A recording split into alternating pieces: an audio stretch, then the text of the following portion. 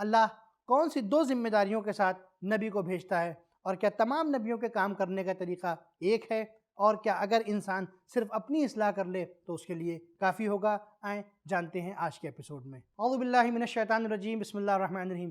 ناظرین السلام علیکم، تفسیر نور کے اس پروگرام میں آپ کو خوش آمدید کہتے ہیں۔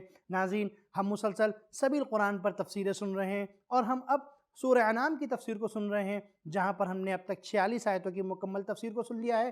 آج ہم 47، 48 اور 49 آیت کی تفسیر کو سنیں گے۔ ناظرین، آیت نمبر 47 کی تفسیر کو سننے کے لیے آئیں اس کے تلاوت اور ترجمے کو سنتے ہیں۔ كتاب أنزلناه إليك مبارك ليدبروا آياته وليتذكر أولو الألباب بسم الله الرحمن الرحيم قل أرأيتكم إن أتاكم عذاب الله بغتة أو جهرة هل يهلك إلا القوم الظالمون۔ کہہ دو کہ کیا تم نے یہ بھی غور کیا ہے کہ اگر خدا کا عذاب اچانک اور پوشیدہ یا آشکار تمہارے پاس آ جائے تو کیا ظالموں کے علاوہ اور کوئی ہلاک ہوگا؟ ناظرین، یہ تھی آیت نمبر 47 کا ترجمہ اور تلاوت۔ اب دیکھتے ہیں کہ اس کے اندر نکات کون کون سے پائے جاتے ہیں۔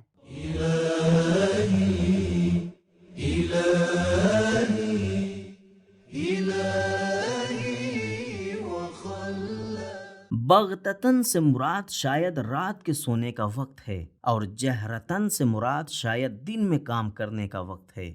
تفسیر روح المعانی، شاید بغتتن سے مراد بغیر کسی تمہید کے عذاب ہے، اور جہرتن سے مراد شاید ایسا عذاب ہے جس کے آثار پہلے دن سے ہی واضح ہوں، جیسے خطرناک بادل قوم عاد کے سر پر نازل کیے گئے۔ ہم دوسری جگہ پڑھتے ہیں قالوا ھذا عارض ممطرنا، سورہ احقاف آیت نمبر 24۔ سوال، یہ آیت کہتی ہے صرف ظالمین عذاب الہی سے ہلاک ہوں گے۔ دوسری آیت میں ہے فتنے کو پھیلانے اور عذاب کے شعلوں کی نسبت سب کے ساتھ دی گئی ہے اور خبردار کیا گیا ہے۔ کس طرح ان دو آیتوں کا مفہوم جمع کیا جا سکتا ہے؟ سورہ انفال آیت نمبر 25۔ جواب، ہر فتنہ ہلاکت نہیں ہے۔ سخت حالات میں ظالمین تک جو چیزیں پہنچیں گی وہ ہلاکت و غضب ہے، اور جو مومنین کے لیے ہے وہ امتحان اور ہدایت اور رشد ہے۔ ناظرین، آیت نمبر 47 میں نکات کے بعد دیکھتے ہیں کہ پروردگار عالم نے بندگان خاص کے لیے کون کون سے پیغامات رکھے ہیں۔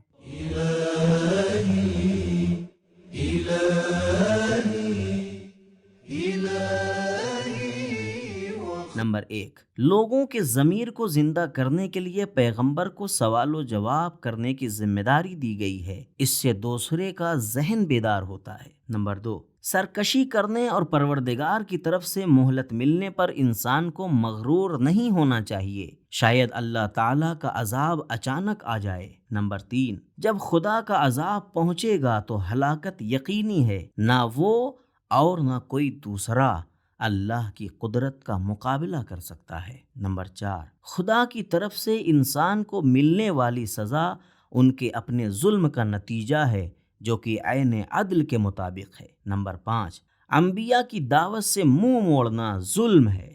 ناظرین، یہ تو تھی آیت نمبر 47 کی تفسیر۔ اب آیت نمبر 48 اور 49 کی تفسیر کو جاننے کے لیے اس کی تلاوت اور ترجمے کو سنتے ہیں۔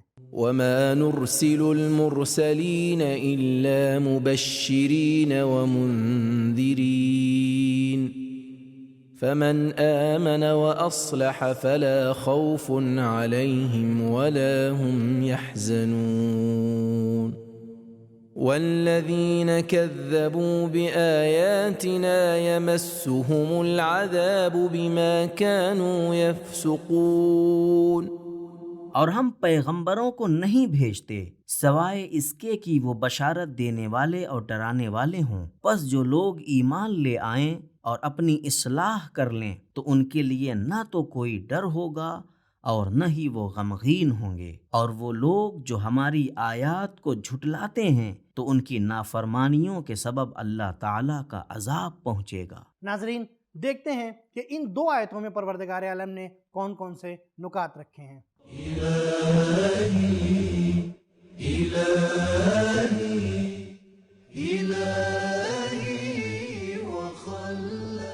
سوال: قرآن مجید کی متعدد آیات میں بیان ہوا ہے کہ اولیاء خدا کو کسی قسم کا کوئی خوف نہیں ہے، لا خوف علیہم، تو پھر کیوں اولیاء خدا کی خصوصیات میں سے ہے کہ انہیں خدا کا خوف ہوتا ہے؟ انا نخاف من ربنا۔ جواب: پہلی بات تو یہ ہے کہ جب بیمار علاج یا آپریشن سے ڈرتا ہے تو ڈاکٹر اسے اطمینان دلاتا ہے، تسلی دیتا ہے کہ پریشانی کی کوئی بات نہیں ہے، ڈرنے کی کوئی ضرورت نہیں ہے۔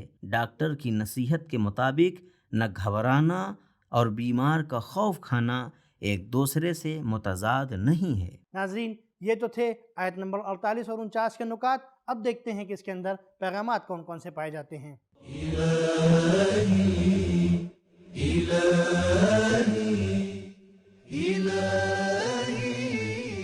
نمبر 1، انبیاء کے کام کا دائرہ کار صرف اللہ تعالی معین فرماتا ہے۔ نمبر 2، انبیاء کی ذمہ داری خوشخبری دینا اور خبردار کرنا ہے، لوگوں پر زور و زبردستی کرنا نہیں ہے۔ نمبر 3، سارے انبیاء کے طریقہ کار ایک ہی جیسے تھے۔ نمبر 4، ہدایت اور تربیت کے نظام دو اہم ستونوں پر کھڑے ہوتے ہیں اور وہ خوف و رجا، امید اور جزا و سزا ہیں۔ نمبر 5، ایمان اور عمل صالح ایک دوسرے سے الگ نہیں ہیں، ایمان سے خالی عمل کسی کام کا نہیں ہے۔ نمبر 6، مومنین کے کام ہمیشہ اصلاحی ہونا چاہیے۔ نمبر 7، نیک ہونا ہی کافی نہیں ہے بلکہ نیکی پھیلانا اور بہتری لانا بھی ضروری ہے۔ نمبر 8، ایمان اور عمل انسان کو روحانی اور نفسیاتی بیماریوں سے نجات دیتے ہیں، جیسے خوف اور غم و اندوہ کو دور کر دیتے ہیں۔ نفسیاتی صحت ایمان اور عمل صالح کے سائے میں ہے۔ نمبر 9، نبوی معاشرے کی خصوصیات میں ایک متوازن نظام اور امن عامہ ہے، ترقی و کمال کا سفر ہے۔ نمبر 10، فسق و فجور اور گناہ کے عمل کو بار بار جاری رکھنا عذاب الہی کی راہ کو ہموار کرتا ہے۔ تو ناظرین، ہمیں پتہ چلا کہ پروردگار جو اپنے نبیوں کو دو ذمہ داریاں دیتا ہے وہ بشیر اور نذیر کی ہوتی ہے، یعنی ہر نبی بشیر بھی ہوتا ہے اور نذیر بھی ہوتا ہے۔ ناظرین، اسی طرح سے تمام نبیوں کے کام کرنے کا طریقہ ایک طرح سے ہوتا ہے، اس میں کوئی بھی فرق نہیں ہوتا۔ اور جو تیسرا سوال ہمارا تھا وہ بہت اہم تھا کہ کیا انسان اگر خود کی اصلاح کر لے تو کافی ہے؟ تو قرآن کہتا ہے کہ نہیں، بلکہ آپ کو اپنی اصلاح کرنے کے بعد دوسروں کی اصلاح بھی کرنا ضروری ہے۔ ناظرین، یہیں پر ہمارا ایپیسوڈ ختم ہوتا ہے، انشاءاللہ پھر ملیں گے، تب تک کے لیے شکریہ، خدا حافظ۔ سبیل قرآن، قرآنی سماج کی پہچان۔